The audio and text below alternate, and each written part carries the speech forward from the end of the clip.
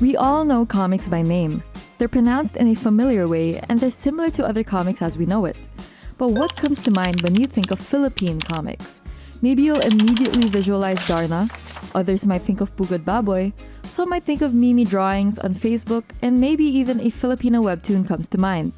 But what makes a comic a comic?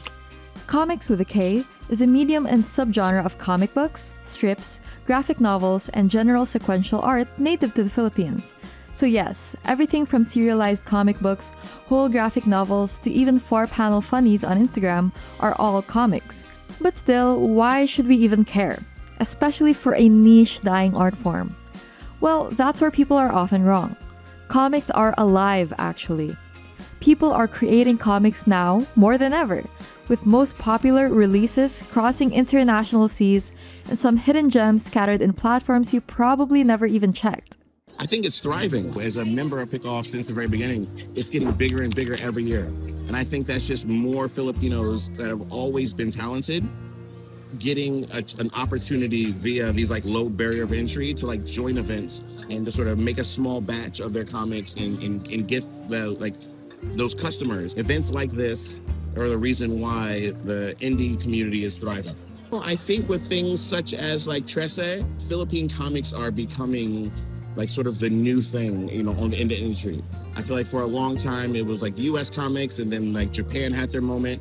I feel like Southeast Asia, predominantly the Philippines, is really emerging as a hub for storytelling. Like once these people know that the comics are out there, they're really excited to go there. So we just need to increase the number of people who know this. And when it comes to the creators, like I'm always seeing new faces, and like what makes me really happy is like when I see at these comic conventions these collectives that are mostly students. Maybe we are like mostly influenced by Western and Eastern comics, but that's also a good thing because that also inspires a curiosity in people. There are some comics that you've likely heard or seen before.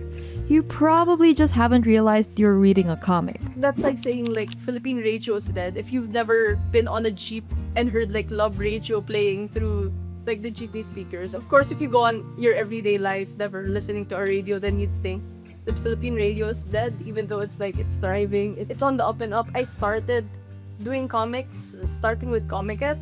And I think prior to that, it would have been a lot harder to find an audience because we don't have like as huge of a community market around it. But now we're forming the foundation basically for hopefully something that future comicers can build upon. Comics live and remain within the corners of our culture, but they seem to shy away from the light. The newer generations, Gen Z, Gen Alpha, and its next counterparts, are expected to live out the future of Philippine culture. But if comics continue to remain niche, how can these future generations carry on with them? And really, why should we care?